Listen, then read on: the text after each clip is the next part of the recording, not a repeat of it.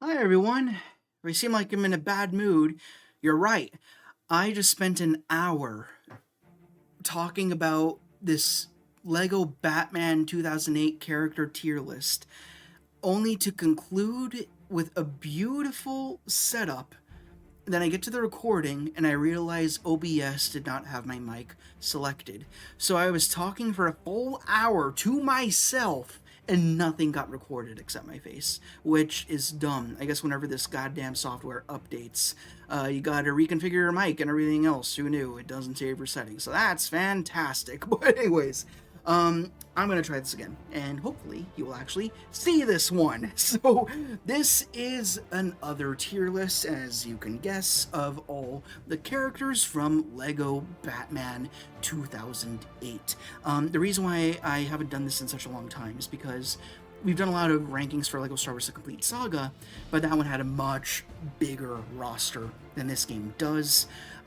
Whereas this roster, I think, is the smallest roster of any Lego game. I could be wrong about that. It's certainly one of the smallest, but one of the things that makes it so interesting is the fact that every character kind of has their own unique shtick. They have their own unique abilities, more so than the Star Wars character. Like your Star Wars characters, like your Jedi, you got a gun, or you're a bounty hunter. That's kind of it. But here, everyone's got something unique or a combination of abilities, unique design. Some of these characters were never actually officially made in Lego at the time, so they had to make whole unique designs for them. And speaking of that, I have been working on a classic Lego collection of my own since I was a kid. These are the ones that I have. I'll even zoom in a bit for you. Almost everybody. I also recently acquired two Yetis, which I have right here, one with mouth open, one with mouth closed. And I actually have Man-Bat and two Batgirls on the way in this aesthetic. So they're customs, and I'll need to work on them a little bit. But yeah, that being said, again, I'm a little PO'd because I did this list already, but on the bright side, I already kind of know what I need to say for each one, so it'll be less pondering and more me just getting to the goddamn point. So before I do that, let's go over the tiers here, because they're a little unique. I retitled them differently as I did for the Predator movies, which we recently did, but the value of each tier is different. From S to C, it's expected, but for D and F, they're kind of the same level, because none of these characters are bad. Worst case, they're just hilarious for existing, but that's the thing. So D is, where did you hear that name? And that's where characters are like, why are they even on the roster at all? And then F tier are, this is not how it was supposed to be. Riddler from Pattinson Batman, where characters were done poorly or their execution was disappointing, whereas they could have done so much more with them. But again, none of them are bad in my opinion. And as for the good characters, you have Let's Get Nuts at A, Shark Repellent Bat Spray at B, Very Nice, Mr. Freeze quote from Batman and Robin at C, and then you'll notice we have S, You Complete Me. This tier will only have one character on it. I won't say who it is yet. There is a single character here who has done such justice in this game. They get a tier all on their own, and I'll let you place your bets before we get to them. So, anyways, again, I'm gonna kind of sort of breeze through them. I'll go into detail where it's called for because freaking did this all already. But start out with the main man. This is Batman. He is Let's Get Nuts, absolutely, and not just because he is the namesake of the game and the entire damn franchise. This they did a few Lego Batman figures during the initial wave, and they translated the first one into this game as the default suit. And it's basically a perfect Lego figure. One thing people don't consider is there is such a cutting edge when it comes to making Lego figures, because almost all of them use the exact same body: head, torso, arms, hands, pelvis, and legs, and that's it.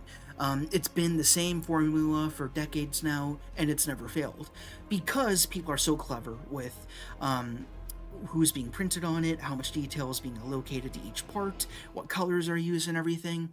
This Hush style Batman suit is done just right. It's not overly detailed or anything. It's perfectly minimalistic all the way through. Like, there was another Batman they did, which I do have. And I moved it out of the little cabinet since it's not in the game. But they did a Christian Bale Batman from Dark Knight Rises. And that figure wasn't bad, but the issue is the torso was very, very highly detailed, very ahead of its time. But the arms and the legs are untouched, so it felt very imbalanced. This Batman is very well balanced. And on top of that, he has 4 suits, which make him all the more useful. Light suit, um, demolition suit, then of course you got the heat suit and the sonic suit. And the demolition suit was always my favorite, flight suit being the runner-up. So he is excellent all the way around. I love his characterization in the game, where he actually cracks a smile once in a while, so that is a nice little change. Another thing I should mention before you go into the rest of these characters, I'm ranking them on a number of factors. This is all going to be subjective as usual. It's the look of the character, how well they're used in the game, what their abilities are, and also their legacy after the fact in retrospect. Because again, this is my first ever Batman experience. I think I played it when I was maybe 10.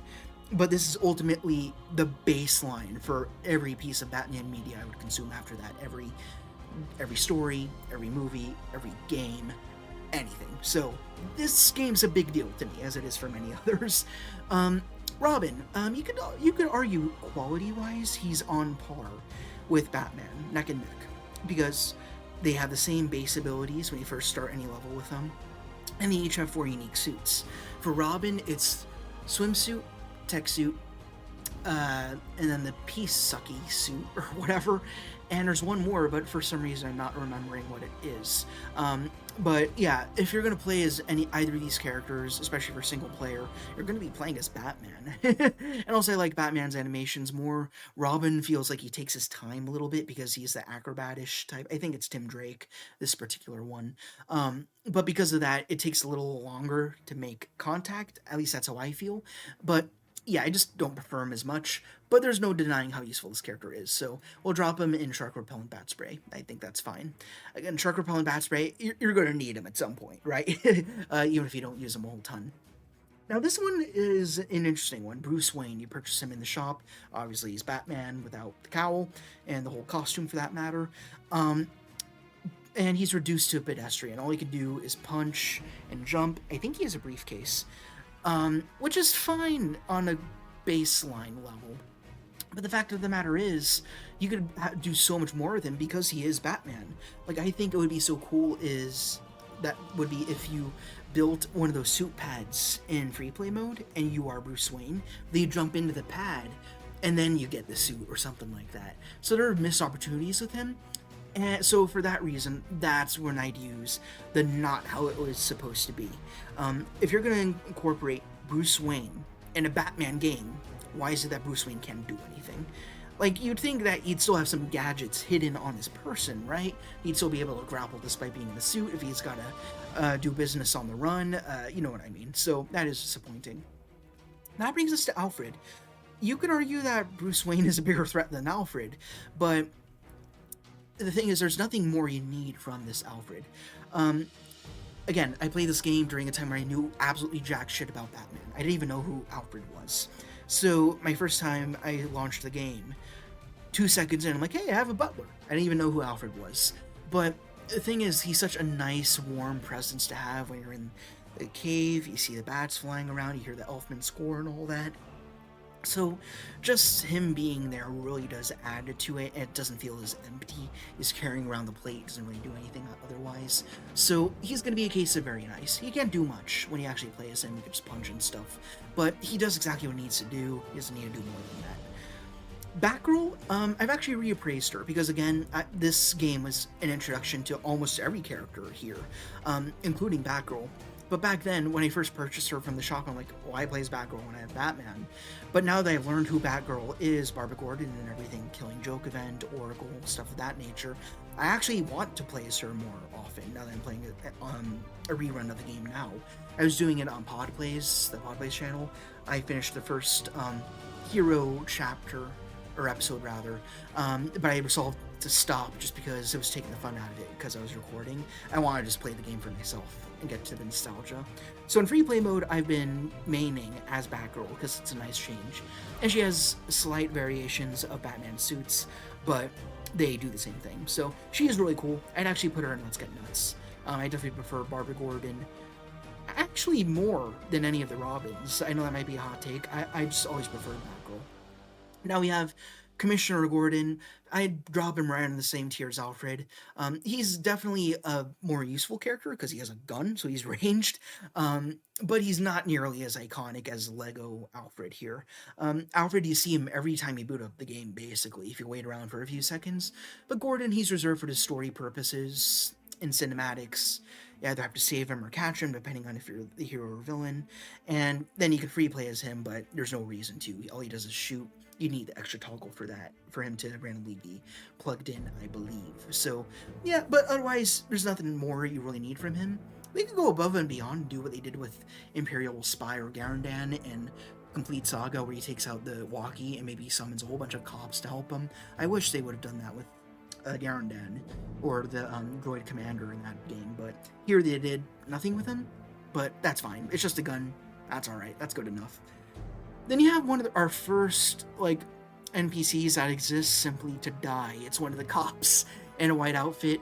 Again, he's kind of just there. There's nothing wrong with him being there. You understand why he's in the roster, too, because he's one of the enemies, one of the generic grunts. So we'll drop him in very nice.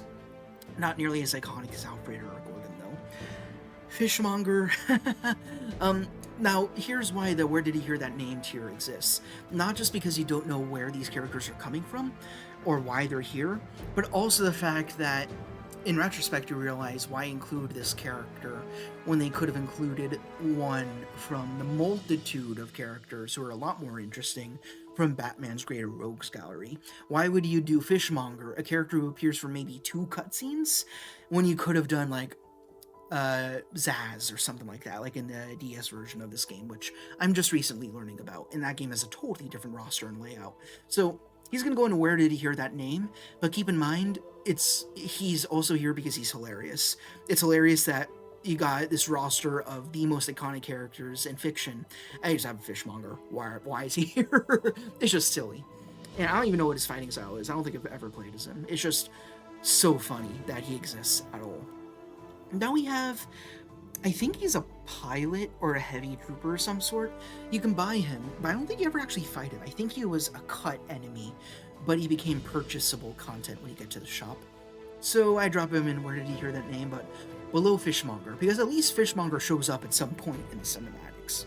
Even though he doesn't have a gun, at least we know who this is, so fine. Now we get to more of the grunts. We have Security, who I think only shows up when you're attacking the bank at the very end of Riddler's villain episode. So I would drop him below the cop in a white uniform. There's one with blue, so we'll get to him later. Just because he's not as iconic.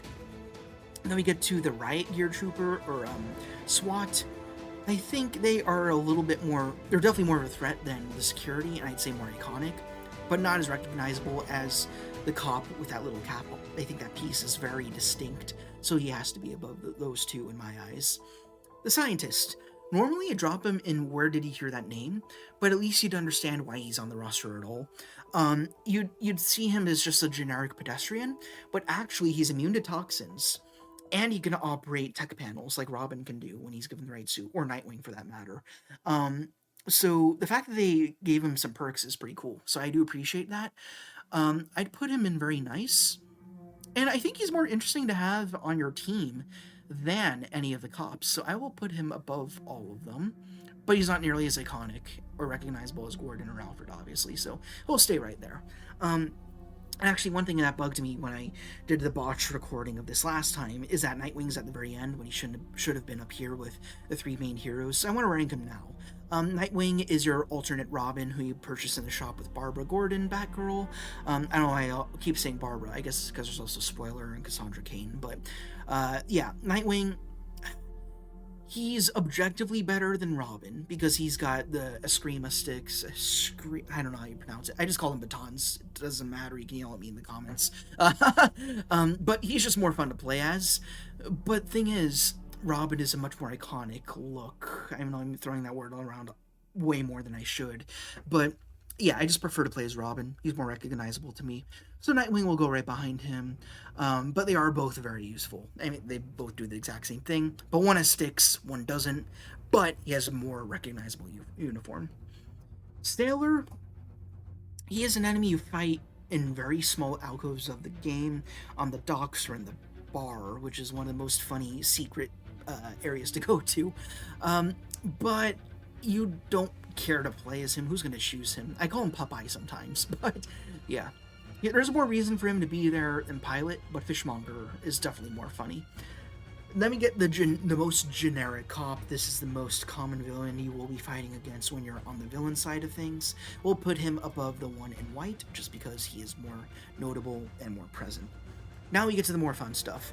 We have Clayface.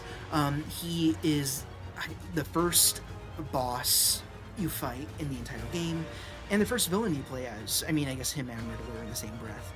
But when you first get to play as him, it's, I'd argue, more nostalgic because you remember him from the very beginning when he first started. So now you're playing as him, in a precursor to that initial hero episode, so that makes him a little more special.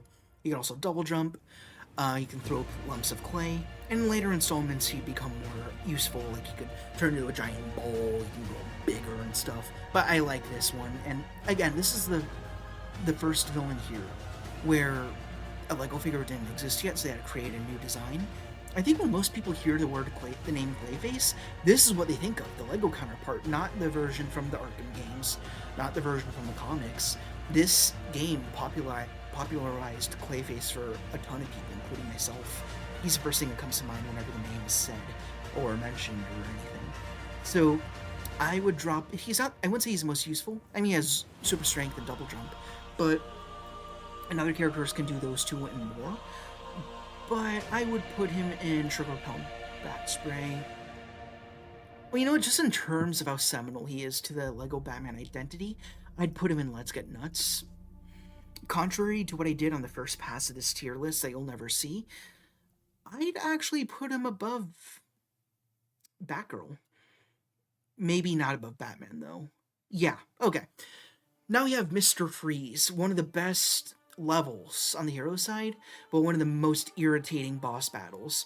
Again, you gotta take this from the context of someone who only ever played this game in single player because they didn't really have friends or siblings to speak of. Boo-hoo, very sad, I really don't care. The difficult thing, single player, is you're wailing on him, and he keeps freezing you and then breaking you and you lose all your studs over and over again. And then when you finally do get to wail on him, he doesn't take any damage. So then you gotta realize the only way to really beat him is when he is freezing you, switch to the other character and punch him in the back where he has the backpack rig. Speaking of that, he's one of the best actual Lego figures that exists in this game in real life and is in my little cabinet there. So it's a tricky boss battle, but once you learn how it works, it's not the worst thing. And he does have a huge presence. He has one of the most distinct silhouettes. I love him a lot for that. And of course, he uniquely has a freeze ability. You can't 100% most of these levels without him. So for that reason, we have to put him in Shark Repellent Bat Spray. I definitely put him above Nightwing. And I love the Lego figure so much. On that metric alone, I will put him above Robin. It doesn't matter. Again, it's personal preference. If we are just going on objectivity, which would be more boring, then Robin and Nightwing would be above him. But no, I'm not doing that. Poison Ivy, similar thing, where she also has a unique ability. She can kiss the plants to life or whatever, but she can also double jump. She's also immune to toxins. She can also do the love door things, where she seduces the door guard. They can get into exclusive areas in a lot of free play levels, which only two other characters here can do, right? Yeah, Harley Quinn and Catwoman, and Catwoman Classic, I guess. I'd argue Barbara Gordon Batgirl should be able to do that too, because she's kind of cute also, but oh well, I guess that's not heroic enough for her. But yeah, Poison Ivy would also be a Shark Repellent Bat Spray, but she herself, despite having one of the best missions in the game, like Mr. Freeze, I wouldn't say her character design is quite as recognizable. So I had to put her below Robin and Freeze, but above Nightwing. Two-Face, I find him pretty underwhelming in this game. He's reduced to a vehicle mission, unfortunately, so you barely ever see him in the hero side. And then when it finally comes to the boss battle with him and Riddler, Riddler's just using him as a puppet. But granted, when you go to the villain episodes, you get two Two-Face levels, which kind of cute, tongue-in-cheek. I wonder if they intended that. But as a character, he's not very useful. I'd say he's immune to toxins, and he has two pistols, and that's it, unfortunately. Although one thing I will say that I do appreciate about him is I think the two pistols things comes from Batman Forever, so that is another nice bit of Schumacher representation. So I do like that. So I'll drop him in very nice. I'd put him above everyone in very nice. Even though he's not one of my favorite villains, I think he's one of the weakest in the full game, in the full roster. He is more recognizable than everybody else here, of course. You got Alfred and Gordon, who can't do much, and then everybody else here, who don't really matter. Riddler, um, where he lacks in abilities despite having mind control, he makes up for that in being one of the three main bosses. Um, and the charisma that he has in the cinematics and developing that whole plan for his four cronies and all of that. So that gives him a lot more personality. So he is saved by that. But he's not a character you'd ever really want to play as. And there are definitely two better mind control characters in this game. Unless there's more. No, I think it's just the three. Yeah. So I would drop him in very nice with Riddler, but I put him above, I mean with Two-Face, but I definitely put him above Two-Face for sure. Bane is another difficult one to talk about because as far as gameplay is concerned, he's perfect. He has two unique animations where he can throw somebody in the air. He can also break someone over his knee, break the bat style. He can actually do that to Batman uniquely, which is really awesome, where you can do that with any of the other main characters. But you can do that with all the cops, so that's awesome too. However, in terms of how he's used in the stories, this is one of the biggest sins of this game. Again, similar to Barbara Gordon, that I knew nothing about either of them when I first played the Lego game, so I didn't really pay much mind to them. But when I replayed this game recently, I liked Lego Batgirl more, but I liked Bane less because I know what I know now. He's one of the best Batman villains. I like him more than the Joker in a lot of ways. The whole Nightfall event and everything, certainly you know about that. He broke the bat. It's a big deal. It's kind of his calling card, claim to fame. So the fact that he didn't even have a boss mission where you fought Bane really does suck. And he kind of just disappears. And in the villain campaign, it's cool to play as him finally, but then he just gets taken off the board as soon as you're done with that mission. And so that really is a bummer. And for that reason, I do have to drop him in F tier, not how it was supposed to be. And even though I'd rather play as him than Bruce Wayne, he's more disappointing, so I would put him lower. Let me take some water. I've been talking for longer than you've been seeing because, again, the botch recording, but anyways. There we go. Catwoman is also a character I think was watered down. A lot of the characters in Penguin's campaign he had the weakest of the three, in my opinion. The thing about Catwoman is she has a pretty disappointing first intro where she runs into Batman unprompted, no musical cue, no cinematic. You punch her 4 times and she just leaves. It's kind of random. Like if she jumped from behind a building and there was like slow motion or something, it could have been more impactful. Just didn't really mean much. Then we get to the actual battle of that level. She's hopping between the roofs, but it gets a little annoying because sometimes she jumps for no reason at all. They have to go climb back up and grapple to her and find her again. They're just kind of annoying. And then they kind of replicate the Two-Face and Riddler final battle, but with Penguin and Catwoman, where they're on a high rise. They got the main boss. They're using their other buddy as kind of a puppet. So story-wise, I don't think she was used well nearly enough. Even though she did do the kiss scene with Batman, and then you get Robin's infamous tongue. So I'll give her props for that. But even on the villain side of things, when you're playing as her, we'll roll back. When I was replaying all the villain missions, I made it a point to play as each unique villain in each mission, as much as I could. For Catwoman, I played as her during her mission, but the thing that sucked about her is her combat is not very good. Like, she's supposed to be one of the most agile characters in Batman's Rogues Gallery, and they got it right with, like, the swiping of the claws and stuff. That was great, but she does it so slow that she could be easily intercepted by a punch or a bullet. And when you take out the whip, it's a very blocky animation. There's nothing fluid about it, which I guess you could excuse, but it's so slow. It takes, like, double the time it would take to punch somebody. So it's like a gamble. Like, do you want to take out the whip to knock somebody over with that little chance? though you're at the risk of being more vulnerable as you're doing it. So it's just really not worth it. So she's a pretty poor character story-wise in terms of playing as her. So I would drop her in not how it was supposed to be, but I think Bane was done more dirty than Catwoman. Speaking of Catwoman, there are two of her. There's a classic variant, exactly the same except done in purple. Animations are the same, voice lines, attacks, all identical. But I have to put her in where to hear that name, and the reason why is because why do one classic style character when you're not going to do everybody else, right? Either do no classic characters or do them all. Like do classic Batman in his retro Detective Comics colors with the purple gloves or something, which I guess you could do with the customizer, but even still. So why just Catwoman? I always found that odd. So I'm going to put her above Sailor for sure, but yeah, I guess I'll put her above Fishmonger, because Catwoman Classic is a character I'd want to play as more than Fishmonger. Fishmonger is more of just a joke, whereas these characters I feel absolutely nothing for them. Killer Croc is one of the best LEGO figures ever done. Again, it takes a lot to make a memorable LEGO figure, especially when there's no other extra parts to him. For him, it's just the head, torso, and legs.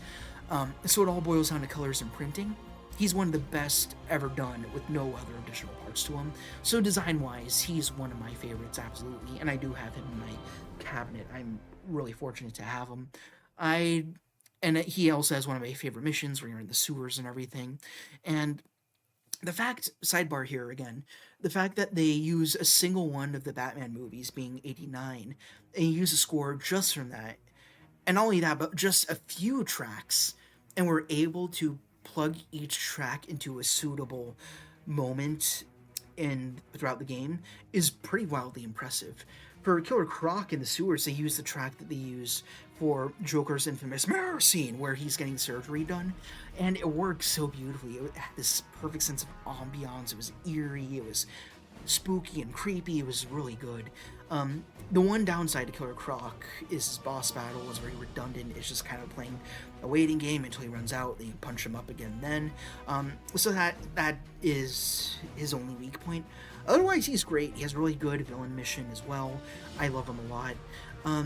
I'd put him maybe in Shrek Repellent Bats. He's B at the least. I'd put him above Mr. Freeze, actually. They both have, well, Mr. Freeze. I think Mr. Freeze is a better LEGO figure, though. Yeah, I could honestly swap these, but I don't think I could quite put either of them in Let's Get Nuts. These three are very special for reasons I've talked about. Speaking of Let's Get Nuts, Man-Bat was my main when I played this as a kid, because again, this was an introduction to a lot of these characters for me. I never knew of Man-Bat before this game, so it really tantalized my little kid mind to think of an anti-Batman, right? I just thought it was the coolest thing. But we also have to consider the fact that he didn't get a villain mission. He only had a hero boss battle, and that was it. So kind of similar to Bane, but in reverse. So normally I would put him in F, but he has specific nostalgia for me. One of my favorite combinations of level and character to do is I would do Catwoman's villain mission across the roofs, and I'd play it as Man-Bat in free play mode, and he'd have a grapple, so you could like throw people far away off into the horizon. So that was kind of my remedy for him not having a proper villain mission. So he's absolutely going in Let's Get Nuts, and I'm actually going to put him above Batman. Another thing that makes him more interesting is the fact that, again, they did not have a LEGO Man-Bat figure for a very long time, so they had to come up with a unique design, and it really stuck. In fact, I have a custom one coming in the mail, along with two Batgirls, one in her Sonic suit and one in her Heat suit. I'm going to have to customize cowls on those. Really looking forward to those three, so that's going to be very awesome. Not a whole lot to say on Penguin. He's stacked. He's one of the most useful characters in the game. He can fly. He's got the infamous penguin bombs. I have 4 of them. They're a delight. And you got one of those in the roster as well. I think you need extra toggle, though. I'm going to drop him. I think he was used very well throughout the story. Could have been a little better, but pretty consistently across all the characters that he was with. I'd put him in Shrek Repellent Bat Spray. There's some puzzles that you can only accomplish with him, so he is very necessary.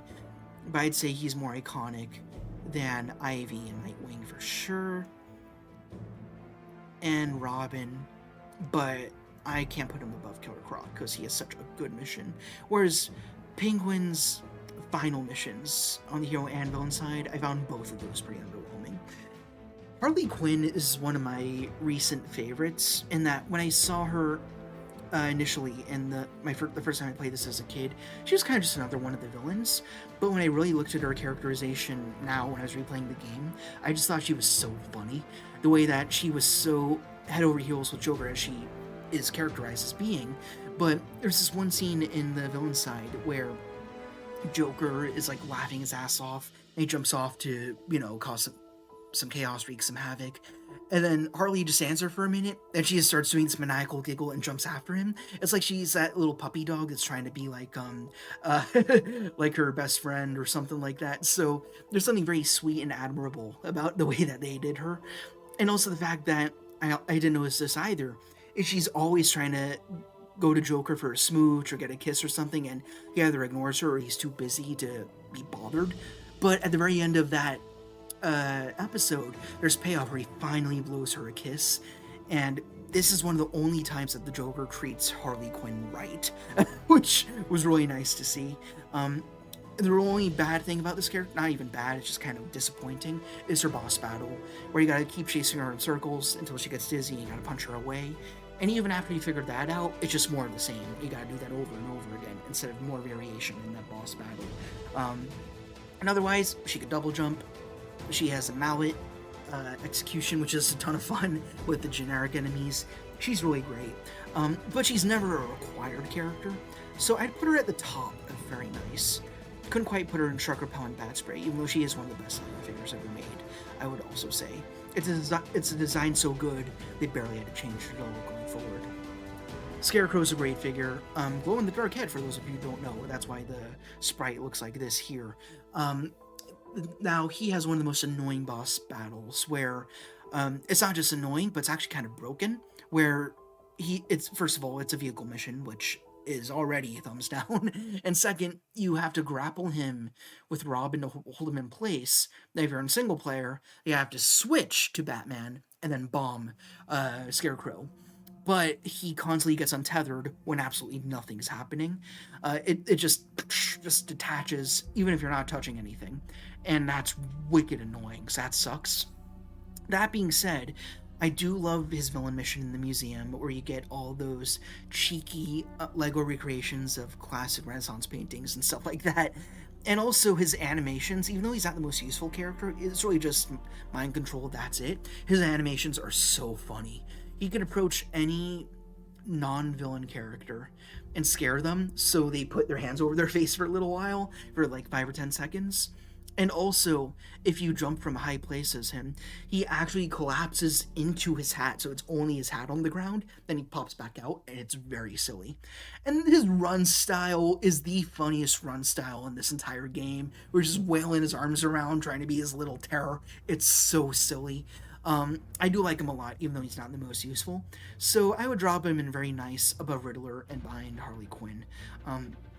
By the way, as I'm doing this list, I don't remember the previous list I did on the last recording exactly. So this is not succumbing to any sort of bias, really. It's kind of doing it straight.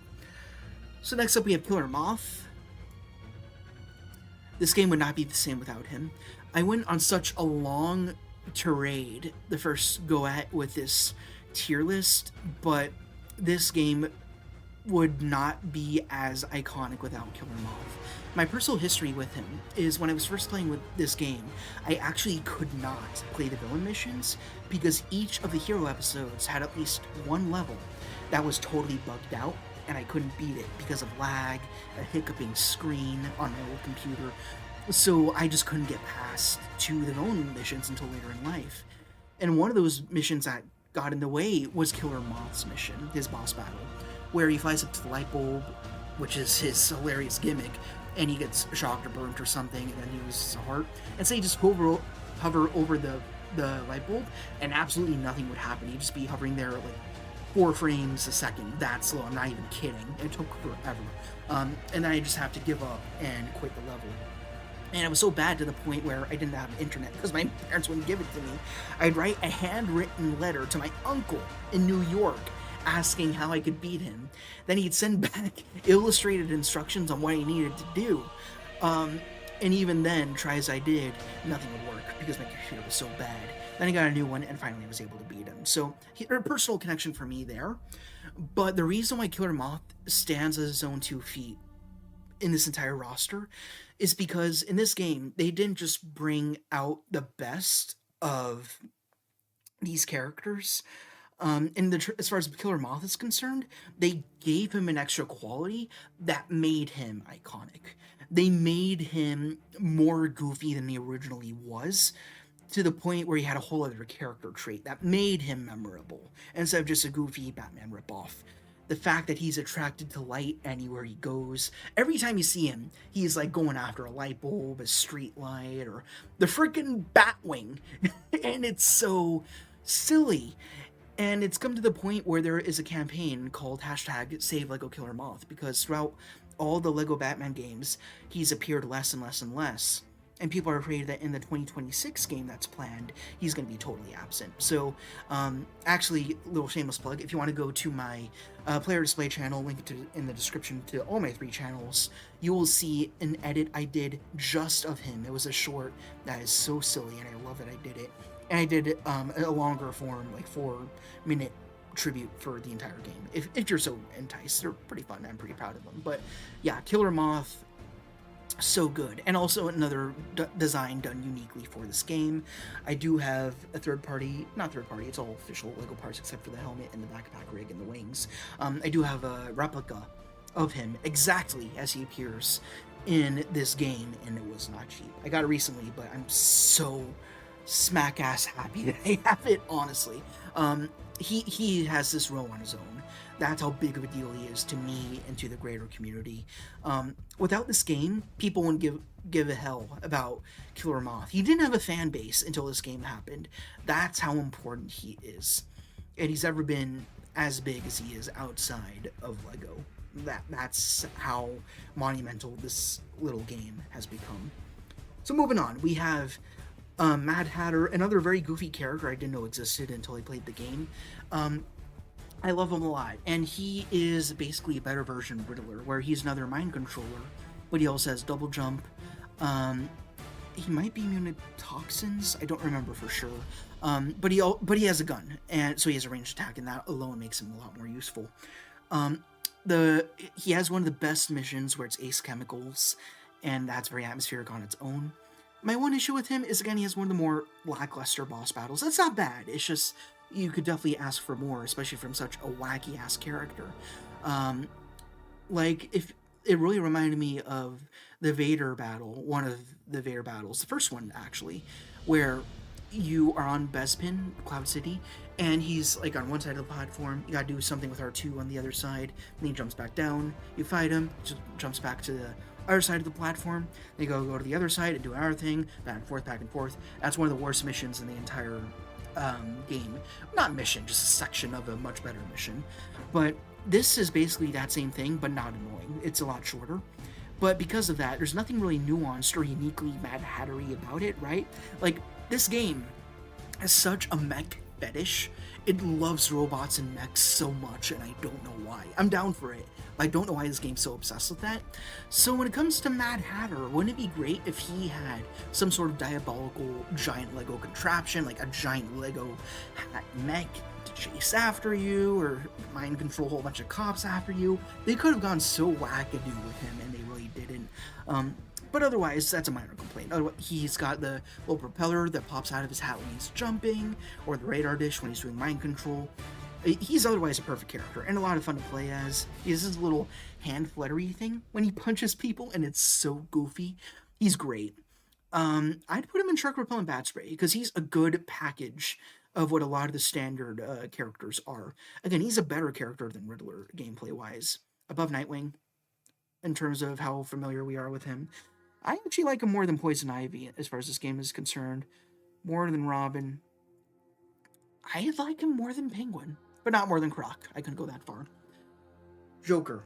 Again, I love a Joker that is not complex at all. He's just silly, doing wacky-ass clown shit. This is where that preference comes from. This is my definitive Joker attitude, which of course is sprinkled in the animated series, Adam West era, and stuff like that. But all the future iterations were just not for me. Um, I love a wacky Joker who's with Harley Quinn but isn't a total dick to her. That's how I prefer him. Just an insane guy. No one with like an actually dangerous maniacal scheme. He's just a pain in the ass to Batman. That's how I always like him more. I could go down a whole rabbit hole with that and the different interpretations of him, but this one is one of my favorites. The Wolverine hair, the dual machine guns, the unique Joy Buzzer electric ability that only he has, along with his tropical variant, which we'll talk about. He's a ton of fun. The one thing I don't love about him, again, I've said this about a lot of the characters, is his boss battle. You have to knock him out of 2 bells, which is, well, him and Harley out of bells, and that's great. That's a perfect start. But after that, there's nothing very clowny or circusy about that battle. There's a helicopter that you gotta get rid of with a water gun, and then you just gotta fistfight Joker for a while because Harley's incapacitated and then it just ends. So I do think that was pretty lame for who is technically the final boss of the entire game. And also the Joker's final mission on the villain side. There was no final threat, really, so I found that disappointing as well. But the Lego figure and its design is, I'm going to say it again, very iconic. It's got to be up there. I'm going to put him in Trigger Repellent Bat Spray at the least, but I wouldn't call him a main. But I'd put him above Mad Hatter. So I'll drop in Trigger Repellent. That's good. Cool. Now for the tropical one. This is a weird character to be in this game. This is, of course, an homage to the Killing Joke arc where he shoots Barbara Gordon and she becomes Oracle, and a whole bunch of other terrible stuff happens in that story that I won't even talk about.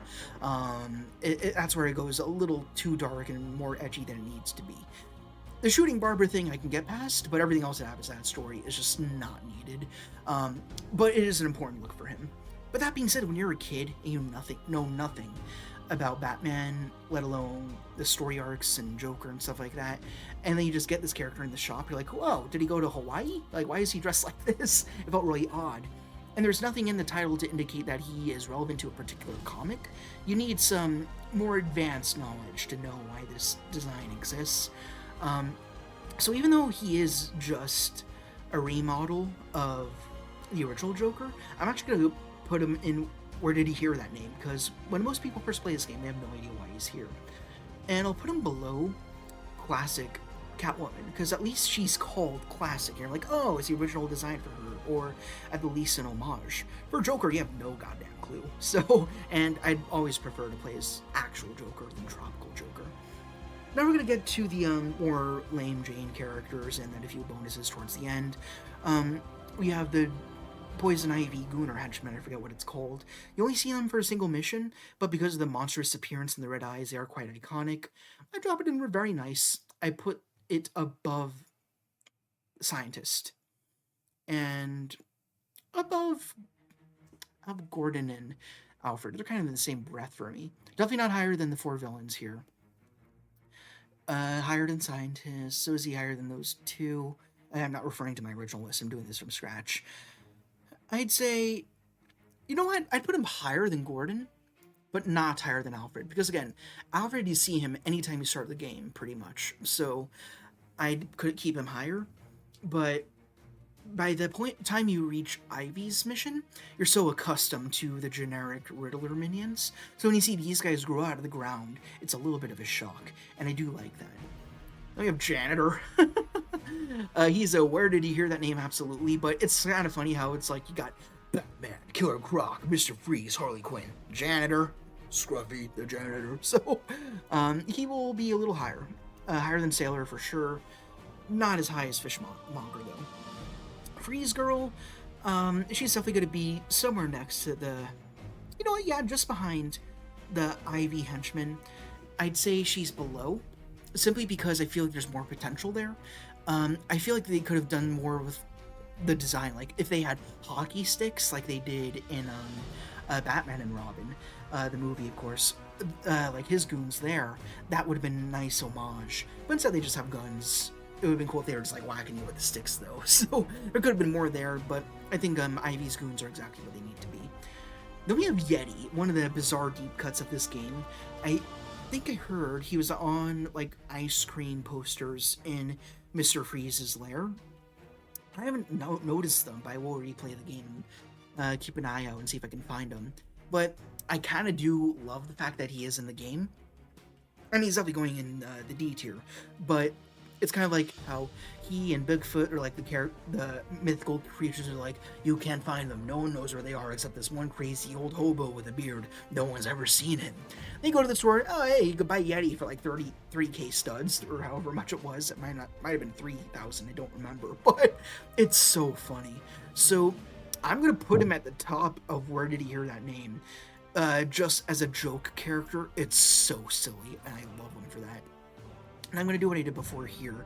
We have goons and henchmen. I'm going to put the goons together and the henchmen together. And I'd count the penguin robot as a second henchman, so we'll keep him there. And same for Clown Goon, but for the Joker. I mean, is he called Clown Goon or Clown Henchman? Whatever, he's henchman tier, so that's fine. So the goons are all the same, except that their tunics are different. I think in LEGO, they've only ever made the Penguin and Joker ones. I think the Riddler one is a game invention, just having a green shirt, and that's literally it. But he is the most iconic of the three, because he is the first enemy you ever fight in this game, unless you want to punch Alfred or Tim Drake. But also, they are highly iconic in that the way that a stormtrooper is iconic. Like, they're not a main character, but you see them everywhere you go. They're the main threat you see more so than the main bosses are. They're a very big symbol of this game. So I actually do have to give them some extra points for that. To the point that I actually put them higher than Poison Ivy's goon here. I'd actually put them above Alfred at that point. So we'll cluster all the goons together. Again, I prescribe to the 2008 to 2024 definition of goon. I don't know what the new one even means, so I won't even talk on that. But yeah, Riddler one first, Joker one second, because that's an actual figure. And I think the Penguin one might be as well, but it's not recognizable because it's part of the lesser of the three campaigns, of the three episodes, rather. Now we get to the henchmen. I'd put all these behind. Actually, you know what? Little sidebar. I'm going to take the penguin robot and put that above the goons. The reason why I'm doing that is because the goon isn't just an extra toggle character. That would otherwise just be silly and kind of useless, but it is a main weapon within Penguin's arsenal if you're playing as him or if you're fighting against him. So those things are almost as prevalent as the goons are, and because of that, more iconic than the generic henchmen. As for the henchmen, I'd also... definitely above the Ivy Goon. I don't know if I'd put them above Alfred. Because you see Alfred a lot more. The henchmen, I feel like you don't see them quite enough. Because if there is a henchman around, they're buried under a sea of goons. So you don't really have enough time to pay attention to them. So I'd actually put the henchmen behind Alfred. So Riddler is the most iconic, I think. And then the Joker one would be the second most iconic because it's a clown and that's inherently a much more interesting design. And the Penguin just gets a sailor, which is kind of dumb. We have two sailors, but at least one looks more like Popeye. And then we have the Clown Goon, and for the life of me, I really don't know why this guy exists in the game. I don't think he was cut content. Maybe he was. Maybe he's meant to be like a more heavy Joker henchman or something like that, with like a special gun or something like that. But he's a special character you unlock after you beat that episode. I actually am partial to him. I like him as a character design, even though he's just... oh, you know what? He's not just a color swap, because he's got the stripes. The original Joker henchman did not have them. So he is a different design, just same hat. So I'd say I'd put him in Where Did You Hear That Name? But I do like the look of him a lot, so I'd put him above Catwoman Classic, I'd say. Now these last two, both of them bug me quite a bit, actually. We have Hush and Ra's al Ghul. I'm putting them both, I think, in not how it was supposed to be. Both of them are later villains in Batman's history, but the way that they're used in the game is both of them were like milestone characters, where I think for Hush, you unlock him after you save all the citizens in peril or whatever they're called. I think there's 25, 24 of them. And then you unlock Hush. And I think you get Ra's al Ghul after completing the whole game, 100%ing it. But by the time you have collected either of them, you've already kind of gotten everything, so there's not much time left to play as either of them, especially Ra's al Ghul, a character who I've never really cared about. I have never really liked Hush much either. Nothing wrong with him, I just don't love him. But because they are main level villains, they could have done more with them. They could have, like, here's what they should have done. Like, you know how in the Arkham and Wayne Manor galleries with like the mini kit builds and stuff, you have those extra little like timed missions, like what they did with Lego City and Lego Star Wars, where you build the gold doors and you have to collect 1 million studs in this time limit or whatever. Instead of that, you should have had like bonus missions where you're going after these extra like epilogue villains or something like that. That would have been so much better. So the fact that these characters have so much potential, and they were reduced to just being purchasable in the shop, and that's all, I think I have to put them in not how it was supposed to be. But I think Bane and Catwoman are bigger disappointments, because these characters aren't nearly as iconic, but Bruce Wayne is Batman, so they'd both go between Bruce Wayne and Catwoman, if it'll, oh my god, and if it'll allow me, there we go, okay. But I'd put Ra's al Ghul below Hush, because I prefer Hush more as a character, and Ra's al Ghul, there's even less time to play as him, because you got 100%, and by that point, there's no reason to even walk around as him, so he is a totally useless character, and that is unfortunate. So is Hush, he can't do much, maybe double jump, but that is all. So, speaking of all, that is all. We got through the entire list. And because I'm winded, I did this already, I'll keep this ending short. Thank you guys very much for watching or listening or whatever you chose to do. I don't expect you to let me know what your entire ranking would be in the comments. If you want to, by all means, go for it. Or if you've done a ranking yourself on YouTube, link it and I will watch it. I love seeing rankings like these.